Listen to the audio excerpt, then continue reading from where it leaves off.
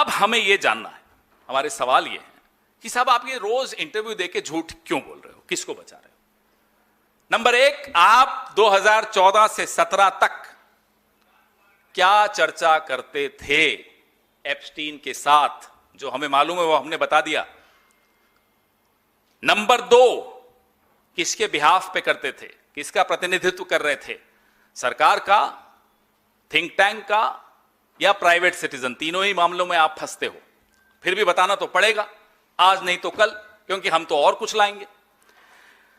भारत के नागरिकों से आप क्या छिपा रहे हो, यह आपको बताना पड़ेगा। You'll have to tell us what are you hiding from the people of India and why are you lying to the people of India? आप रोज झूठ क्यों बोल रहे हो, किसको बचाने के लिए बोल रहे हो?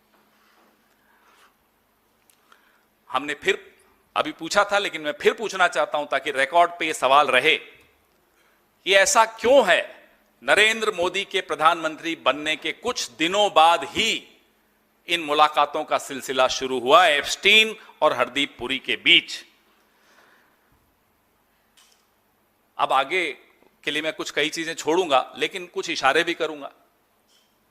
रॉथस्चाइल्ड का प्रतिनिधित्व एप्स्टीन, दोनों का नाम अब कंफ्यूजन हो जाता है, एक जैसे ही लगते हैं। एप्स्टीन रॉथस्चाइल्ड के प्रतिनिधि थे, ये उन्होंने खुद बोला। रॉथस्चाइल्ड को हमारे स्टॉक एक्सचेंज पे हमने बुला लिया, हमारी सरकार ने, ये भी आपके सामने है। पूरी सरकार रॉथस्चाइल्ड सेवक संघ की सरकार है, आरएसएस, रॉथस्चाइल्ड सेवक संघ। नहीं है तो आप साबित करिए, नहीं है तो बताइए हरदीप पुरी को किसने कहा था एप्स्टीन से बार बार मिलने को। जो एप्स्टीन की सारी फाइल्स हमने देखी तो एक बहुत गंभीर एक ऑब्जर्वेशन आपकी भी है, हम सबकी है, जितने भी जानकार हैं उन सबकी है कि एप्स्टीन का जो पूरा गिरोह है, था भी और है भी, वो एक मेटा गवर्नमेंट जिसको कहते हैं सुपर गवर्नमेंट, सरकारों से ऊपर एक सरकार चला रहे थे, नेटवर्क की सरकार थी। इसको इससे जोड़ना, उसको इससे जोड़ना, हरदीप पुरी को उससे जोड़ना, और फिर उन देशों की राजनीति, उन देशों की सरकार, उन देशों की नीतियां पर प्रभाव डालना। यह सबसे गंभीर विषय है। ये सब बातें तो चलती हैं जो इन्होंने कही हैं, चलिए हम उनको नजरअंदाज भी कर लें, लेकिन जो सबसे गंभीर बात है कि जहां जहां एप्स्टीन का गिरोह घुसा, आइवरी कोस्ट हो, सोमालीलैंड हो, और या फिर पेगासस हो,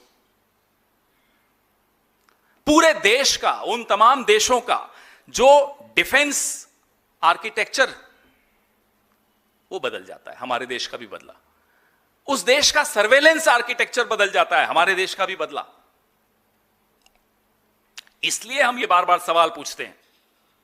अभी अगली कड़ी में मैं आपको और बताऊंगा, अगले हफ्ते शायद, जो Ehud, former prime minister Israel के, एहूद, एप्स्टीन, हरदीप पुरी, ये तिगड़ी, ये ट्रॉयका, ये क्या कर रहा था, इस पर भी हम चर्चा आगे जारी रखेंगे। हम इंतजार कर रहे हैं कि एप्स्टीन साहब के दोस्त अजीज हरदीप पुरी एक इंटरव्यू और दें ताकि हम उनके और झूठ भी पकड़ सकें और सवाल और भी पूछ सकें। लेकिन इतना हमें सबको भरोसा हो चुका है कि महकमे बांटने से लेकर नीति निर्धारण तक, क्योंकि हरदीप पुरी जी को आईटी भी मिल गया था, हरदीप पुरी जी को हर्षवर्धन को आईटी मिल गया था अचानक, हरदीप पुरी जी को तो अर्बन डेवलपमेंट मिला, फिर पेट्रोलियम दे दिया। तो ये सारी चीजें क्यों हो रही हैं वो आपके सामने है। 2017 से 19 की कॉरेस्पॉन्डेंस के तथ्य अगर सामने आएंगे, जब आएंगे, बहुत जल्दी आएंगे हमें लगता है, तब क्या होगा? क्या इसीलिए ट्रेड डील में सरेंडर हुआ? क्या इसीलिए ट्रंप बार बार हमारी बेइज्जती करता है और हम चुप रहते हैं? क्या इसीलिए ट्रंप तय करता है कि तेल कहां से हम खरीदेंगे? क्या इसीलिए ट्रंप ने हमारे कपास के किसानों पर चोट की है? हमारी टेक्सटाइल इंडस्ट्री को तबाह करने की साजिश हो रही है? क्या इसीलिए नरेंद्र मोदी चुप हैं? ये हमारे